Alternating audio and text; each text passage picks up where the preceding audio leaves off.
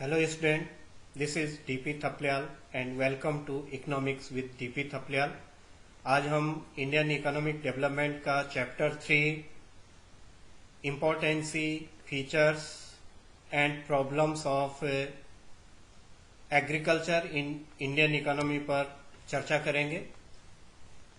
ये जो चैप्टर है वैसे ये यूनिट 1 का ही चैप्टर है और यूनिट 1 में जो हमारे पास on the eve of independence से लेकर के और 1950 to 1990 development experience and 1991 onwards, इस पर हमारा यूनिट 1 है और इसका ये थर्ड चैप्टर है।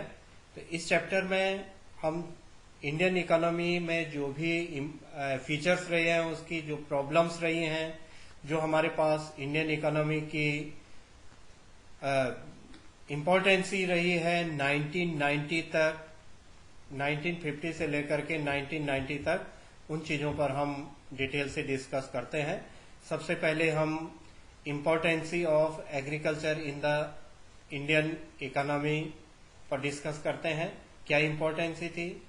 Agriculture as the principal source of the supply of raw material. जो रॉ मटेरियल की सप्लाई हमारे पास आइदर इंडस्ट्रियल सेक्टर के लिए, और अगर हमारे और भी सेक्टर्स की बात की जाए तो रॉ मटेरियल की जो सप्लाई होती है, एग्रीकल्चर को प्राइमरी सेक्टर हम कहते हैं और प्राइमरी सेक्टर जो प्रोड्यूस करता है वो रॉ मटेरियल प्रोड्यूस करता है। तो ये एक इम्पोर्टेंट सोर्स इंडियन इकोनॉमी में सप्लाई का रहा है।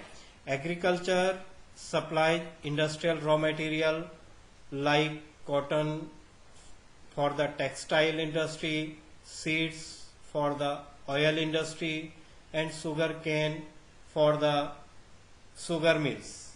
इस टाइप से सप्लाई का एक इम्पोर्टेंट रिसोर्स और सोर्स एग्रीकल्चर इंडियन इकोनॉमी में 1950 से 1990 तक रहा है। सेकंड हम बात करते हैं contribution of GDP. On the eve of independence में हमने पढ़ा था कि more than 72% population agriculture sector में, वर्किंग जो पॉपुलेशन थी, वर्क फोर्स, वो एग्रीकल्चर सेक्टर में इंगेज थी और ऑलमोस्ट 50% नेशनल इनकम का, जीडीपी का जो कंट्रीब्यूशन था वो एग्रीकल्चर से ही होता था। इसमें 1950 से लेकर के 1990 तक एग्रीकल्चर में जो जीडीपी का कंट्रीब्यूशन रहा है उसको समझ लीजिए। Agriculture makes a significant contribution to the GDP in India. During the period of planning, contribution of agriculture sector to GDP had been rising between 51 to 17.4% for different year। Different year में ये अलग अलग रहा। Initially 51% से लेकर के 17.4% तक GDP में एग्रीकल्चर का कंट्रीब्यूशन हमारे यहाँ पर रहा है। It has tends to decline over time from as high as 51% in 1950-51 to 14.4% in 2018-19। However, the decline in percentage contribution of agriculture to GDP does not indicate the decline of importance of agriculture in Indian economy। ये एक जो हमारा contribution होता है GDP में, primary sector एक important role रखता है। हमारा जब कंट्री इंडिपेंडेंट हुआ था उसके बाद 1950 में हमारा ऑलमोस्ट, मैंने आपसे बताया है कि हम on the eve of independence में पढ़े थे कि 50% कंट्रीब्यूशन जीडीपी में है। तो 1950 में 51% इसका कंट्रीब्यूशन रहा है और ये कम होते होते 1990 तक 17.4% रह गया था।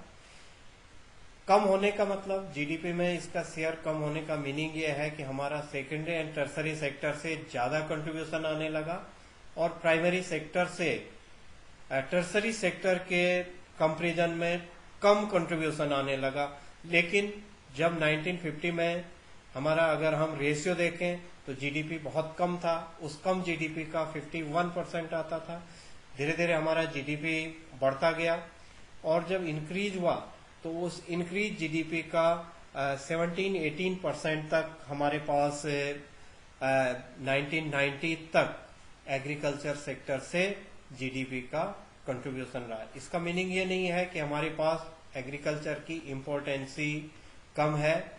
अब भी more than 50% working population agriculture sector में ही एम्प्लॉयड है। हमारे जो अभी भी 50% से ज्यादा जनसंख्या जो वर्किंग पॉपुलेशन है, कामगार जनसंख्या, वो एग्रीकल्चर सेक्टर में ही काम कर रही है। तो इसका महत्व कम नहीं हुआ, उसकी इंपॉर्टेंसी कम नहीं हुई। नेक्स्ट है agriculture as the principal source of the supply of wage goods. Wage goods क्या होती हैं? Wage goods are the necessities of life such a wheat, rice and pulses. ये हमारी वेज गुड्स वे गुड्स होती हैं जिनका मास कंजम्पशन किया जाता है। इनको हम कंज्यूमर गुड्स भी कहते हैं। लेकिन जिन गुड्स का बहुत ज्यादा कंजम्पशन होता है, कभी कभी इस टाइप के क्वेश्चन बोर्ड एग्जाम में 1 मार्क्स में पूछ लेते हैं, व्हाट इज वेज गुड्स, ऐसा पूछा जा सकता है। जैसे 2020 में जो क्वेश्चन पूछा गया था वो इसी टाइप के क्वेश्चन बोर्ड एग्जाम ने छोटे छोटे पार्ट ले लेते 1 मार्क्स के लिए, गुड्स के बारे में या और भी छोटे छोटे। तो कभी पूछ लिया कि वेज गुड्स क्या होती हैं, तो वेज गुड्स का मीनिंग है कि जिन गुड्स जो नेसेसिटीज गुड्स होती हैं और लाइफ के लिए जरूरी होती हैं, जिनका मास कंजम्पशन किया जाता है, मास पॉपुलेशन जिनका कंजम्पशन करती है, ऐसी गुड्स को हम वेज गुड्स कहते हैं। Wage goods are the necessities of the life such a wheat, rice, pulses, बाजरा, oil, seeds extra. Agriculture provide wage goods to about 121 crore of people in India. 121 crore से ज्यादा लोग इस गुड्स का, वेज गुड्स का, जो वेज गुड्स होती हैं उनका यूज करते हैं। तो ये हमारे लिए एग्रीकल्चर की बहुत बड़ी इंपॉर्टेंसी है कि यहाँ से हमें वेज गुड्स अवेलेबल होती हैं। नेक्स्ट है agriculture as the principal sector of employment. आपसे पहले ही डिस्कस कर लिया है कि यहाँ पर हमारे एग्रीकल्चर सेक्टर में 1950 में मोर देन 72% पॉपुलेशन वर्कफोर्स, जो वर्किंग पॉपुलेशन है, वो एग्रीकल्चर सेक्टर में एंगेज। जो 1990 तक भी सबसे ज्यादा जो वर्किंग पॉपुलेशन थी वो एग्रीकल्चर सेक्टर में ही इन्वॉल्व थी। तो एग्रीकल्चर सेक्टर हमारा प्रिंसिपल सोर्स है एम्प्लॉयमेंट का। इंडियन इकोनॉमी में जो एग्रीकल्चर है वही प्रिंसिपल सोर्स है एम्प्लॉयमेंट का। नेक्स्ट इंपॉर्टेंस हम बात करते हैं agriculture as the principal source of demand for the industrial goods. Industrial goods की जो डिमांड है उसके लिए ये प्रिंसिपल सोर्स है। एग्रीकल्चर गुड्स से ही हमारे जो इंडस्ट्रियल सेक्टर में है, agriculture sector is an important source of demand for the industrial goods, partially the capital goods. ये हमारा एक इम्पोर्टेंट सोर्स है। यहाँ से हमें जो इंडस्ट्रीज से हमें मशीन्स वगैरह मिलती हैं और हमारा जो रॉ मटेरियल होता है एग्रीकल्चर सेक्टर से ही इंडस्ट्रियल सेक्टर के लिए रॉ मटेरियल बनता है और वहीं से वो डिमांड इंडस्ट्रीज डिमांड करती हैं रॉ मटेरियल के लिए प्राइमरी सेक्टर से, एग्रीकल्चर सेक्टर से। तो ये भी हमारा एक इम्पोर्टेंसी इंडियन इकोनॉमी में एग्रीकल्चर की है। अगला है wealth of nation. Wealth of nation क्यों कहा जाता है एग्रीकल्चर को? क्योंकि यहाँ पर एग्रीकल्चर में इंडिया की सबसे ज्यादा जो फिक्स एसेट्स है लैंड, वो एग्रीकल्चर सेक्टर में ही है। A significant component of the countries wealth belonging to agriculture sector in term of fixed assets, land occupies the highest rank in India. Capital worth carries of the rupees stay invested in major and minor irrigation project. हमारे पास major minor irrigation project जो है वो हो गया. जो land है, land wealth of nation कहलाती है, क्योंकि जो सबसे बड़ी जो एसेट्स है, जो सबसे बड़ी फिक्स एसेट्स है, वो हमारी लैंड है. और सबसे ज्यादा जो लैंड का यूज किया जाता है वो एग्रीकल्चर में किया जाता है. इसलिए एग्रीकल्चर इंडिया के लिए वेल्थ ऑफ नेशन का काम करती है. हम अगला इम्पोर्टेंसी पर बात करते हैं. Support of the transport industry. Agriculture support करती है ट्रांसपोर्ट इंडस्ट्री को, क्योंकि जो सबसे ज्यादा रॉ मटेरियल एक जगह से दूसरी जगह लाने और ले जाने का काम होता है वो ट्रांसपोर्ट इंडस्ट्रीज का होता है. तो हमारा सबसे ज्यादा रॉ मटेरियल जो होता है वो एग्रीकल्चर सेक्टर से होता है.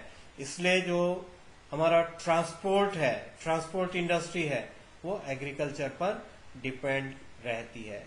और हम कह सकते हैं कि इसके अलावा जो ट्रेड है, domestic trade and international trade, दोनों ये इनके लिए एग्रीकल्चर की इम्पोर्टेंस सबसे ज्यादा है. क्योंकि हमारा चाहे वो इंटरनल ट्रेड हो, डोमेस्टिक ट्रेड हो या इंटरनेशनल ट्रेड हो, इन दोनों ट्रेड में जो सबसे ज्यादा चीजें ट्रेड की जाती हैं वो agriculture and it's related goods ही होती हैं. तो ये हमारे लिए इंडियन इकोनॉमी में एग्रीकल्चर की इम्पोर्टेंस थी. अब हम करते हैं बात फीचर्स ऑफ इंडियन एग्रीकल्चर. क्या फीचर्स हैं इंडियन एग्रीकल्चर के? तो सबसे पहला फीचर हम कह सकते हैं लो प्रोडक्टिविटी. पर हेक्टेयर उत्पादन इंडियन एग्रीकल्चर में बहुत कम है. Productivity means output per hectare of land. Per hectare land में जो आउटपुट होता है उसी को हम प्रोडक्टिविटी कहते हैं.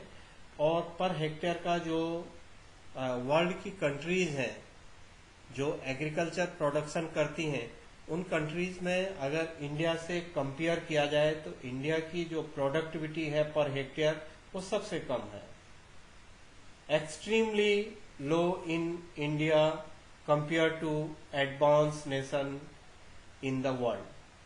सबसे कम है. जितने भी एडवांस नेशन है एग्रीकल्चर सेक्टर में काम करने वाले, उनमें सबसे ज्यादा जो कम पर हेक्टेयर उत्पादन होता है वो इंडियन एग्रीकल्चर का ही होता है पर हेक्टेयर.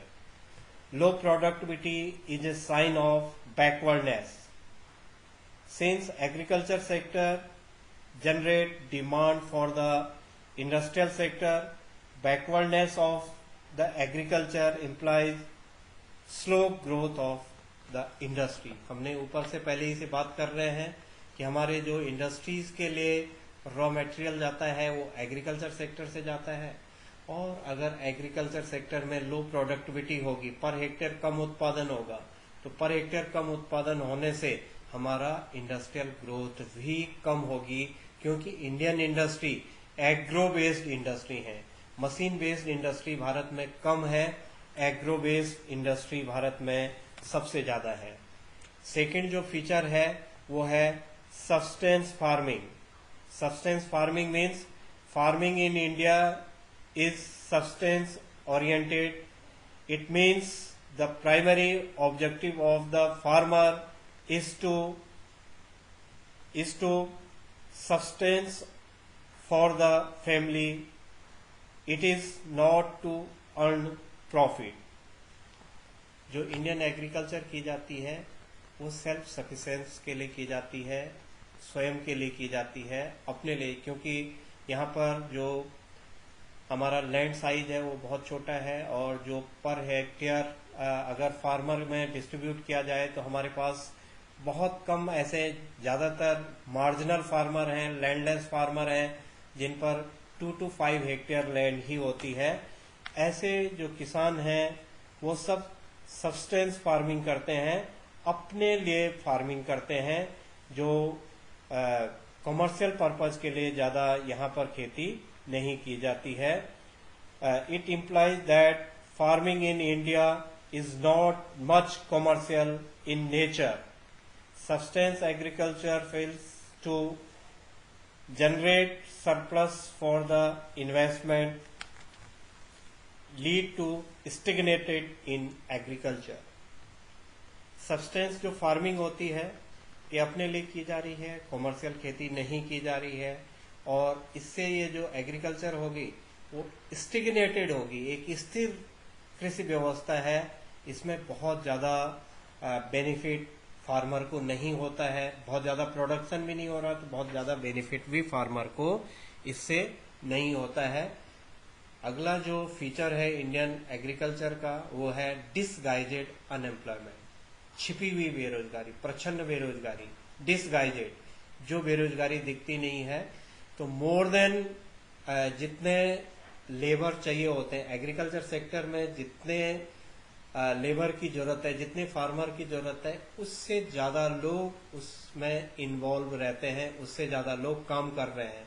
तो इसलिए वो दिख तो नहीं रहे हैं लेकिन वो अनएम्प्लॉयड है. फॉर एग्जांपल किसी के पास 5 हेक्टेयर लैंड है, 5 हेक्टेयर लैंड में 2 लोग सफिशिएंट हैं उनमें काम करें, और 5 हेक्टेयर लैंड में प्रोडक्शन 2 लोगों के हिसाब से काम 5 हेक्टेयर लैंड में हो जाएगा.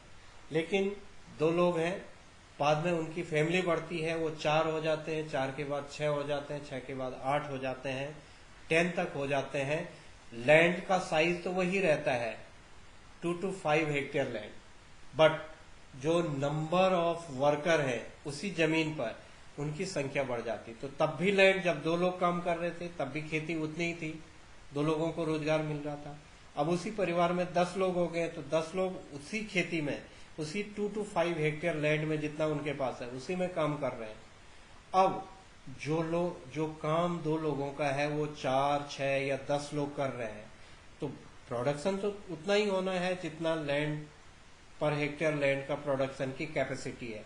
बट वहां पर जितने लोग इंगेज्ड हैं वो दिख तो ऐसे रहे हैं कि वो काम कर रहे हैं, इंगेज्ड हैं, क्योंकि वो एग्रीकल्चर में इंगेज्ड हैं, बट वो अनएम्प्लॉयड कहलाते हैं. ऐसे अनएम्प्लॉयमेंट को डिसगाइजेड अनएम्प्लॉयमेंट कहते हैं, जो अनएम्प्लॉयमेंट दिखता नहीं है. जो अनएम्प्लॉयमेंट दिखता नहीं है मतलब इंगेज्ड है वर्क में, बट उनके लिए उस टाइप से जितना उन्हें होना चाहिए उतना काम उसमें रहता नहीं है, तो उसे हम डिसगाइजेड अनएम्प्लॉयमेंट कहते हैं. Disguised unemployment is a unemployment it across when the number of person engaged on a price of land is much higher than actual required. जितनी जरूरत पड़ती है, जितने रिक्वायर्ड होते हैं, उनसे ज्यादा लोग उसमें इन्वॉल्व हैं. नेक्स्ट है स्मॉल होल्डिंग्स.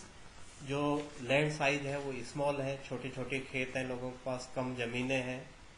मैंने आपसे बताया है कि मोस्टली फार्मर इंडिया में 2 to 5 हेक्टेयर लैंड उनके पास है. तो स्मॉल होल्डिंग है, छोटे छोटे खेत हैं, और वो भी स्कैटर्ड है. उनमें जो खेती की जाती स्कैटर्ड एग्रीकल्चर की जाती है. स्मॉल होल्डिंग है, स्कैटर्ड एग्रीकल्चर की जाती है. स्मॉल होल्डिंग होने के कारण जितने भी हमारे टेक्निकल या टेक्नोलॉजी का जो यूज होता है वो स्मॉल होल्डिंग में नहीं हो सकता. जैसे कि एक छोटा सा खेत है, उसमें ट्रैक्टर से काम करें पॉसिबल नहीं है. उसके लिए इरिगेशन के लिए अगर हम ट्यूबवेल लगाएं वो भी बहुत ज़्यादा खर्चीला हो जाएगा, क्योंकि खेत तो छोटा है, फील्ड साइज जो है वो बहुत छोटा है, स्मॉल है उसमें. तो इसलिए जितने भी मॉडर्न जो टेक्नोलॉजी है, जो मॉडर्नाइजेशन है एग्रीकल्चर का, वो नहीं हो पाता है, क्योंकि होल्डिंग्स जो है वो स्मॉल है.